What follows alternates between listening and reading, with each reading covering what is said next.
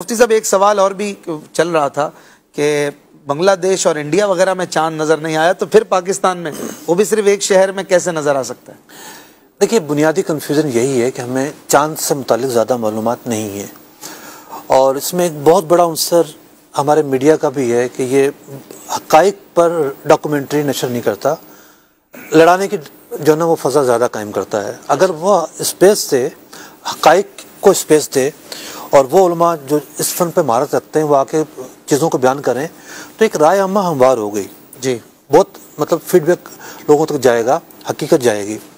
आज 11वीं सहरी को 4:18 पे चांद गुरूब हुआ है। अच्छा, अभी चंद मिनट पहले। अच्छा, अभी आप किसी को भेजें और पूछें चांद नजर आ रहा है कि नहीं आ रहा। कराची की बात कर रहे हैं या? हाँ, कराची की बात कर रहा हूँ। अच्छा। मैंने आने से 5 मिनट पहले छत पे भेजा किसी को। अच्छा। तस्वीर उसने दिखाई, यहाँ पर चांद खड़ा है। सही। अब आप भेजेंगे, चांद नजर नहीं आ रहा होगा। वाह भाई। आज चांद कब गुरूब हुआ ये हमें पता है, मतलब जो मालूम करना चाहता है मैं उसको बता देता हूँ कैसे पता चलेगा। 2 मिनट की बात सीख के वो उसको खुद पता चल जाएगा। तो बात यह है कि चांद को छुपी हुई चीज़ नहीं है, चांद की मनाजिल है। कुरान पाक ने चांद के मनाजिल का जिक्र किया है जी। चांद ज़मीन के गिर्द गर्दिश करता है, साइंसदान भी यही कहते हैं और जो उलमा हैं वो भी यही कहते हैं। अब होता यह है कि चांद अप डाउन भी होता है, हमेशा 29 को एक जैसी पोजीशन नहीं होती, डिपेंड करता है कि मून बर्थ कब हुई है। मून बर्थ के बाद जो गुरूब है, अगले दिन का जो गुरूब है, कितना वक्त मिला है जी। जैसे जो शाबान का चांद था, हमारे 4 मशवरे जो मीटिंग होती हैं वो मरकज़ी होती हैं, बाकी इनफरादी होती हैं। जैसे रमज़ान, ईद, बकरा-ईद और मुहर्रम ये इज्तिमाई होती हैं, बाकी इनफरादी होती हैं। अच्छा, शाबान के चांद पर अभी मैं हसन स्क्वायर पे पहुंचा था, मगरिब नहीं हुई थी, लाहौर में रुयत अम्मा हो चुकी थी। अच्छा, हर एक को नज़र आ रहा था। मुझे फ़ोन आना शुरू हो गए, रास्ते में ही इस्लामाबाद से फ़ोन आना शुरू हो गए। अभी मैं पहुंचा भी नहीं हूँ मौसमियात पे, तो मुझे वजारत से फ़ोन आ गया कि भैया तो रुयत अम्मा हो गया। मैंने कहा मेरे पास भी इत्तलात रुयत अम्मा की हैं। रुयत अम्मा में तो गवाही की भी हाजत नहीं रहती, हर बच्चे को नज़र आ रहा है। 29 रजब को जो चाँद की पोजीशन थी वो बहुत वाज़ेह थी, तकरीबन 1.5 घंटे का दौरानिया था सूरज गुरूब के बाद। अच्छा, ये दौरानिया जो है ना, ये एक कैटेगरी का चांद कहलाता है। एक तो दौरानिया बहुत बड़ा था, फिर जो चांद, देखिए ये मेरा हाथ है, ठीक है, अगर मैं यहाँ खड़ा हूँ और मगरिब का वक्त हो जाए तो आप सूरज को डूबते हुए देखते हैं, ये ज़मीन है जी। आप देखते हैं सूरज आहिस्ता आहिस्ता से नीचे हो गया, डाउन हो गया है, तो ये हमारा उफक होता है। और एक वक्त ऐसा आता है कि सूरज हमें डाउन होकर नज़र आना बंद हो जाता है। ऐसा नहीं कि सूरज उफक से गायब हो गया है, मतलब जब ये सूरज आगे बढ़ता है और अरब शरीफ है, अरब शरीफ का 2 घंटों का फ़र्क है, मतलब मदीना शरीफ में 2 घंटे बाद गुरूब होगा, लेकिन हमें नज़र आना बंद हो जाता है। तो होता क्या है कि ये उफक से नीचे चला गया, इसलिए हमें नज़र नहीं आ रहा। तो चांद भी बाज़ औक़ात उफक से ऊपर होता है, बाज़ औक़ात बहुत ज़्यादा ऊपर होता है। जैसा कि मैं शाबान की चांद कार्ज कर रहा हूँ, उसकी डिग्री थी तकरीबन 15 से ज़्यादा, 18 डिग्री पर चांद था। सही। इस दफ़ा जो चांद था वो था बी कैटेगरी का, और ये जो बी कैटेगरी का चांद था ये था 8 डिग्री पर, 8 साढ़े 8 डिग्री पर। सबसे अच्छा जो मतला था गिलगित में था, लेकिन गिलगित पर ये चांद था 60 डिग्री पर। 60 डिग्री का जो चांद नज़र नहीं आ सकता, सही नहीं आ सकता बिल्कुल भी नज़र, ठीक है। अभी जो ईद का चांद आ रहा है ये 3 डिग्री पर है। अच्छा। टेलीस्कोप से भी नज़र नहीं आ सकता, जो 29 को होगा जी, टेलीस्कोप से भी नज़र नहीं आ सकता। अच्छा, ठीक है। तो बात यह है कि ये था बी कैटेगरी का चांद। अब इंडिया है या बांग्लादेश है, बांग्लादेश का तो 1 घंटे का फ़र्क है, सही, हमारी टाइमिंग का। यानी वहाँ चांद जो तुलू हुआ है 11:30 बजे, मतलब मून बर्थ हुई है, हमारे यहाँ 10:30 बजे हुई है। हमारे यहाँ 1 घंटा ज़्यादा मिला, वहाँ 1 घंटा कम मिला, डिग्री में भी फ़र्क आ जाता है। सही। तो बी कैटेगरी का जो चांद है उसके लिए 1-1 मिनट अहम होता है, फिर मतले का हिसाब होता है। आसान लफ्ज़ों में, जब पाकिस्तान के मुख्तलिफ शहरों के अंदर ही कहीं अबर आलूद है और कहीं क्लियर है, तो दूसरे मुल्क की मिसाल तो बनती ही नहीं है ना। अच्छा, ये बनते नहीं है। दूसरी बात ये कि चांद एक कैटेगरी का नहीं था। अगर चांद एक कैटेगरी का होता, साइंसी बिल्कुल वाज़ेह होता, तो फिर आसपास के मुल्क फिर जो ना ये बात बनती थी, ठीक है। बी कैटेगरी का चांद है। अच्छा, फिर ये है कि जो बांग्लादेश और इंडिया का मैंने हिसाब निकलवाया, एक चांद की होती है इसका जो विजिबिलिटी है वो कितनी है। चांद की विजिबिलिटी होती है। जैसे आज जो चांद गुरूब हुआ है उसकी विजिबिलिटी थी 84.4%। क्योंकि 14वीं का चांद पूरा हो जाता है, आज 11वीं का चांद था।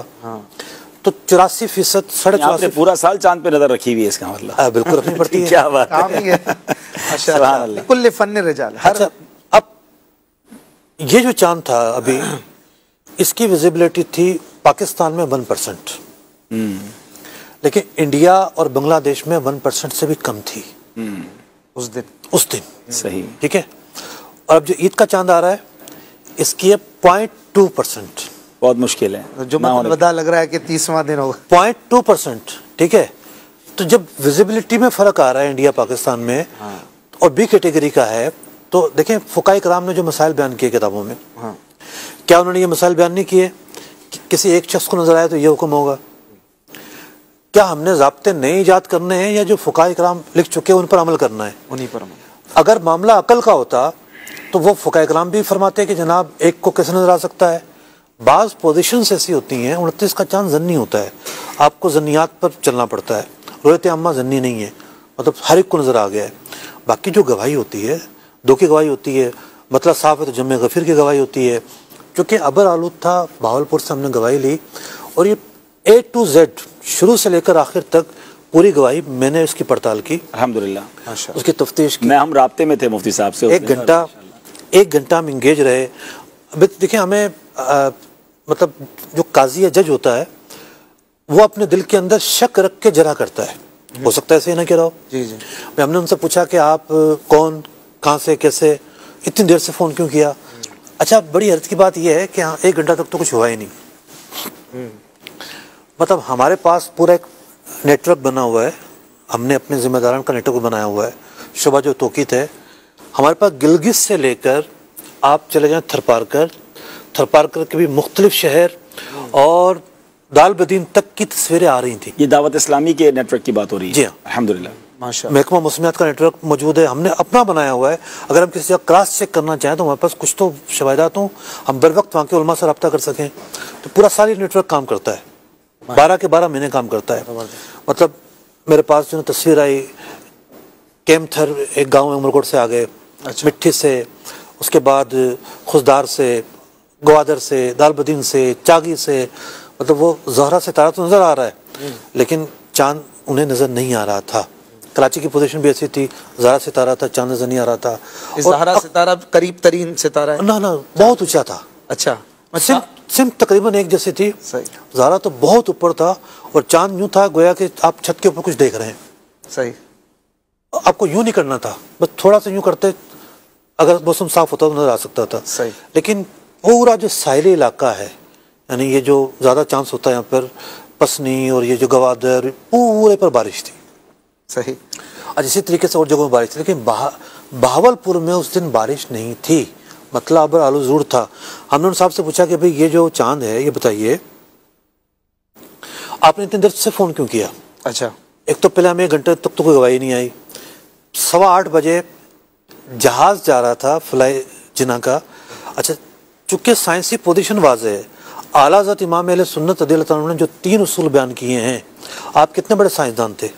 सही। वो 3 उसूल को सामने रख के जब हम चीज़ों को देखते हैं तो हमें पता चलता है कि विजिबिलिटी कितनी बनती है, और साइंस भी आज उस विजिबिलिटी को मानती है। हमारे पास एक तस्वीर है, हमारे नाज़रीन अगर देख सकें, जहाज़ से हमारे पास 5 गवाहियाँ आई और उन्होंने बाकायदा तस्वीर भेजी। ये जहाज़ की तस्वीर है, फ्लाई जिना आ रहा था तो उन लोगों ने ये तस्वीर भेजी कि हमने चांद देख लिया है। हमने कहा कि भाई देखें, अयूब खान के ज़माने में मसला ज़ेर बहस आ चुका है। उस ज़माने में रुयत अल कमेटी नई बनी थी और ये मशवरा आया था कि भाई एक जहाज़ उड़े, आसमान पर जाए और ये वहाँ से देख कर आ जाए। उलमा ने मना कर दिया, नहीं, हम ज़मीन के मुकल्लफ हैं। अच्छा, अगर हम आज ये गवाही ले लेते हैं तो कल फिर हम पर वाजिब हो जाएगा कि हम जाएँ ऊपर, जब हमें नज़र आ सकता है तो क्यों रोज़ा ना करें। तो ऐसा मुकल्लफ शरीयत ने हमें किया नहीं है कि आप हवा में जाके उड़ो।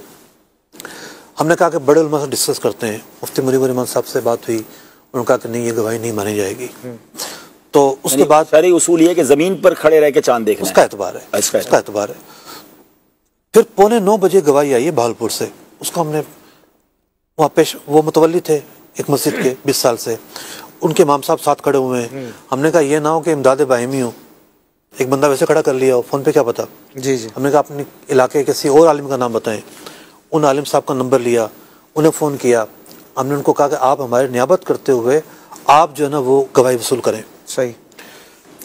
तो कहने लगे मेरे पास गवाह क्यों आएगा, मैं किस हैसियत से बुलाऊं। अरे मैंने कहा भाई पूरी कौम देख रही है, मुंतज़िर है, आप खुदा के लिए ज़हमत करें। को मोटिवेट करना पड़ा। अच्छा। उनके पास आए, वो मुतमईन हुए। फिर हमने अपना एक बंदा भेजा, ये ना हो कि पता चले कि ये भी साथ मिला हुआ है। क्रॉस चेकिंग है, शक को दूर करने वाली फ़ज़ा है। तो 2 गवाहियाँ हमने वहाँ से ली। अच्छा, वो बावलपुर शहर है तो बावलपुर शहर के, लेकिन उनकी एक चक्की है आगे गाँव में, और उस चक्की की जो विजिबिलिटी है वहाँ से पूरा एक मैदानी एरिया है। अच्छा। एक एक सवाल का उन्होंने सही जवाब दिया। मतलब एक शुबा हो सकता है उन्होंने सितारा देखा हो।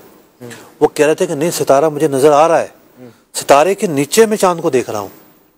इतने पक्के थे, कहने लगे अगर आपने मेरी गवाही नहीं ली ना तो मैंने तो कल रोजा रखना ही रखना है। अच्छा। कोई डाउट नहीं था उनको। माशाअल्लाह। फिर दूसरे गवाह भी उनके साथ थे। सही। तो यूं मतलब जब अबर आलूद हो तो एक गवाही भी काफ़ी होती है, फिर भी 2 गवाही। मुफ्ती साहब वैसे तो हमें आप पर यकीनन एतमाद है और हमें एतमाद करना भी चाहिए, और मैं चूँकि हम राब्ते में भी थे और मुफ्ती साहब की जो तगोदो थी और जो कोशिश थी, बावलपुर का भी बताया मुफ्ती साहब ने, फिर ज़िम्मेदार का नंबर भी शेयर हुआ, तो ये अल्हम्दुलिल्लाह हम सबको बिल्कुल इत्मीनान है। आप तो इतनी टेक्निकल बातें कर रहे हैं, हमें जब पता है दारुल इफ्ता अहले सुन्नत और मुफ्ती साहब मौजूद है तो फिर हमारी दुआ। ये भी एक इल्म है ना नाज़रीन, कम से कम इतना हर चीज़ समझ नहीं पा रहे होंगे। ये बहुत ज़रूरी है जो माशाल्लाह ये बातें हुई ना कि इल्म ना होने की बिना पर उलमा के खिलाफ ज़बान दराजी करना इतनी मुशक्कत होती है और इतनी डिफिकल्ट। इनके ऊपर कितना प्रेशर होगा, हम सोचे ना कि इनको पता है लोगों ने इशा पढ़ ली होगी, इनको पता है भाई लोग इंतजार कर रहे हैं और अब लोग एक तरह से समझ बैठे कि इल्म का में फायदा हुक्म था, तो अब उसको नाफिज करना बहुत बड़ी जिम्मेदारी और इस 10 बजे डिटेल में महारत होना। ये मुझे पता है ना कि मुफ्ती साहब ने किस तरह बावलपुर राब्ता किया, किस तरह उनसे सारी बातें हुई,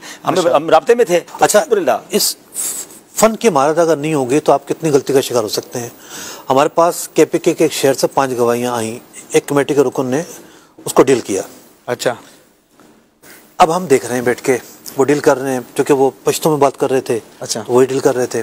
होता है कि फिर आखिर में हम भी जरा कर लेते हैं जब हम मुतमईन हों। तो अब वो साहब बता रहे हैं कि हमने चांद देखा है 6:23 पे। अच्छा। ठीक है।